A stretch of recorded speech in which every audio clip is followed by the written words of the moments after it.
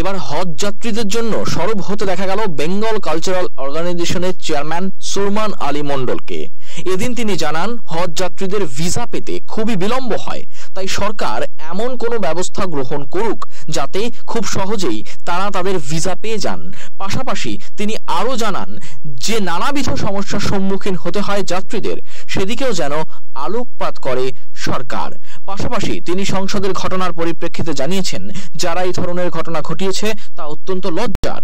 তারা যেভাবে সংসদে আক্রমণ করেছিল তাতে অনেক বড় ক্ষতি হতে পারত।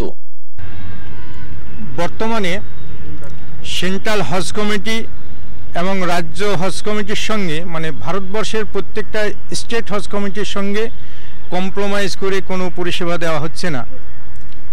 মানে সেন্ট্রাল হজ কমিটির কাছ থেকে যে একটা পাসওয়ার্ড আইডি থাকে সেটা এ পর্যন্ত এখনও দিতে পারেনি বা সেখানে প্রবলেম দেখা দিচ্ছে। শুধু তাই নয়, আমাদের যারা হজে যাচ্ছেন তাদের পাসপোর্টের ক্ষেত্রে অনেক প্রবলেম দেখা দিচ্ছে। তা আমার আবেদন আমাদের কেন্দ্রীয় বা ভারতবর্ষের প্রধানমন্ত্রীর কাছে যে পাসপোর্টে সরলীকরণ করে 7 দিনের মধ্যে পাসপোর্টটাকে ডেলিভারি দেওয়া। আর দ্বিতীয়ত, আমাদের প্রধানমন্ত্রী সৌদি গভর্নমেন্টের সঙ্গে মানে সৌদি বাদশার সঙ্গে আলোচনা করে যেমন হজের কোটা 2 লক্ষ বাড়ি নিয়ে এসছেন, সেইভাবে 2 দেশের সঙ্গে আলোচনা করে আমাদের হজযাত্রীরা যারা যাচ্ছেন তাদের যে 4 লক্ষ টাকার উপরে বিভিন্ন পারপাসে খরচ দেখানো হচ্ছে, সেই 4 লক্ষ টাকা আমি আবেদন করছি যেন অনেক কম হয়। যারা ভারতবর্ষের মুসলমানরা হজে যাবে তাদের জন্য একটু উৎসাহ করে উদ্যোগ নিয়ে এই টাকার অ্যামাউন্টটা কমানোর জন্য। আর একটা প্রশ্ন, সেটা হচ্ছে যে সংসদে এরকম নিরাপত্তাহীনতা কি বলবেন? আমি মনে করি এটা সংসদে যখন ঢোকা হয়, আমি অনেকবারই ঢুকেছি, তখন সিআইএফ বা বিভিন্ন গোয়েন্দা দপ্তর সেখানে চেকিং করে ঢোকানো হয়।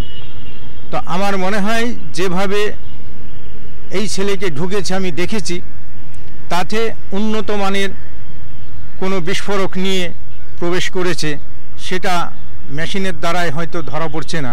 তা আমি মনে করি যারা চেকিংয়ে আছেন উন্নত মানের মেশিনের মাধ্যমে তাদেরকে চেকিং করে প্রবেশ করানো।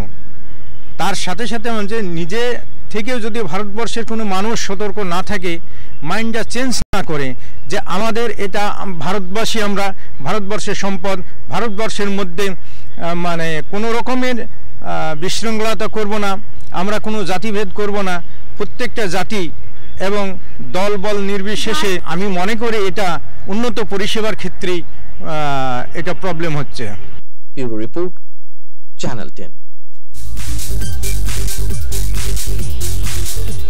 70 বছর পূর্তি উপলক্ষে বিশেষ উদ্যোগ সাউথ পয়েন্ট স্কুলের সব পড়ুয়ারা চিঠি লিখল নিজেদের বাড়ির ঠিকানায়, মা বাবা অথবা কোনো অভিভাবককে। শ্রেণীভিত্তিক সেই চিঠির বিষয়ও ভিন্ন ভিন্ন। স্কুলে অস্থায়ীভাবে তৈরি ডাকবাক্সে সেই চিঠি ফেললেই তা পৌঁছে যাবে পড়ুয়াদের অভিভাবকদের কাছে। সাউথ পয়েন্ট স্কুলের 70 বছর পূর্তি উপলক্ষে ডাক বিভাগের সহযোগিতায় মঙ্গলবার প্রকাশিত হলো বিশেষ ডাক টিকিট। সেটি প্রকাশের সঙ্গে সঙ্গেই এমন অভিনব চিঠি লেখার আয়োজন করলো স্কুল কর্তৃপক্ষ। যে খামে ওই চিঠি পোস্ট করলো পড়ুয়ারা, তার উপরেই সাঁটা সদ্য প্রকাশিত সাউথ পয়েন্টের ডাক টিকিট। স্কুলে ডাক টিকিট প্রকাশের অনুষ্ঠানে উপস্থিত ছিলেন ডাক বিভাগের কর্তারাও। সাউথ পয়েন্টের ট্রাস্টি বোর্ডের সদস্য কৃষ্ণ দামানির মতে, মোবাইলের যুগে হোয়াটসঅ্যাপ মেসেজের রমরমার কারণে চিঠি লেখা আজ লুপ্তপ্রায়।